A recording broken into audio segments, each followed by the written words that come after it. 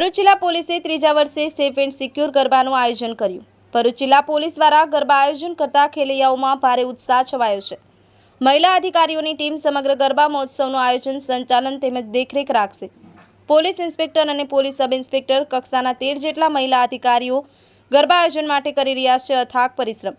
Safe and secure garba મહોત્સવ 2024નું આયોજન ભરૂચ જિલ્લા પોલીસ દ્વારા શહેરના મધ્યમાં હોસ્ટેલ ગ્રાઉન્ડમાં ખાતે થશે। ભરૂચ જિલ્લા પોલીસે નવલા નોરતામાં મહિલાઓ અને દીકરીઓ સુરક્ષિત અને સલામતી સાથે નિસંકોચ થઈ ગરબા રમી શકે તે માટે ત્રીજા વર્ષે પણ સેન્ટર ઓફ સિટીમાં ગરબાનું આયોજન કર્યું છે। લગભગ એક દશક બાદ હોસ્ટેલ ગ્રાઉન્ડ પર સાર્વજનિક ગરબા મહોત્સવની રમઝટ જામશે। સેફ એન્ડ સિક્યોર નવરાત્રિના વિઝન સાથે દીકરીઓની સલામતીના સંકલ્પ સાથે જિલ્લા પોલીસ વેલફેર સોસાયટી દ્વારા 5 શહેરની મધ્યમાં આવેલ હોસ્ટેલ ગ્રાઉન્ડ પોલીસ પરિવાર સહિત નગરજનો માટે ગરબાનું આયોજન કરવામાં આવ્યું છે। ભરૂચ જિલ્લા પોલીસ વેલફેર સોસાયટી દ્વારા કરવામાં આવેલ આ પહેલથી હંમેશા પ્રજાની રક્ષા માટે ખડે પગે તૈનાત રહેતી પોલીસ અને પ્રજા બંને મનમુકી માતાજીના ગરબે ઘૂમી આરાધના કરી શકશે।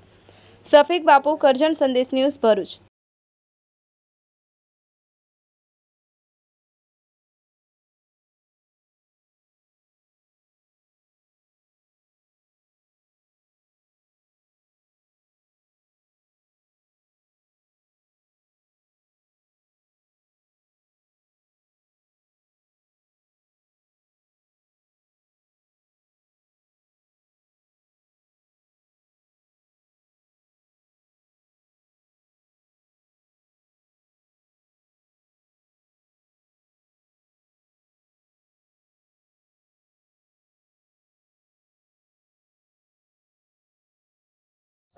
સેફ એન્ડ સિક્યોર નવરાત્રી 2024નું આયોજન ભરૂચ જિલ્લા પોલીસ કરી રહી છે।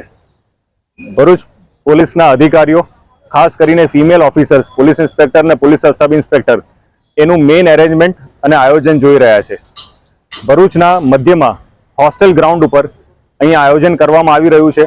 ત્યાં ગ્રાઉન્ડની વ્યવસ્થા કરવામાં આવી છે, ત્યાં બીજું એરેન્જમેન્ટ કરવામાં આવી રહ્યા છે અને જ્યારે નવરાત્રિનો પર્વ ચાલુ થાય ત્યારે ભરૂચની બહેનો અને દીકરીઓ આ સેફ જગ્યા ઉપર આવી અને ગરબાનો ઉત્સવ માણે અને મા શક્તિની આરાધના કરે એ ઉદ્દેશથી ભરૂચ પોલીસ પબ્લિક સાથે જોડાવાનો પ્રયાસ કરી અને એક મોટો ઇવેન્ટ કરી રહ્યો છે। અહીંયા તમામ પ્રકારની એરેન્જમેન્ટ સિક્યોરિટીની કરવામાં આવી છે અને આગામી સમયમાં જ્યારે નવરાત્રિ ચાલુ થશે ત્યારે અહીંયા પોલીસ અને ભરૂચ શહેરના લોકો આ પર્વમાં જોડાશે એની તૈયારીઓ માટે ભરૂચ પોલીસ અત્યારે કામ કરી રહી છે।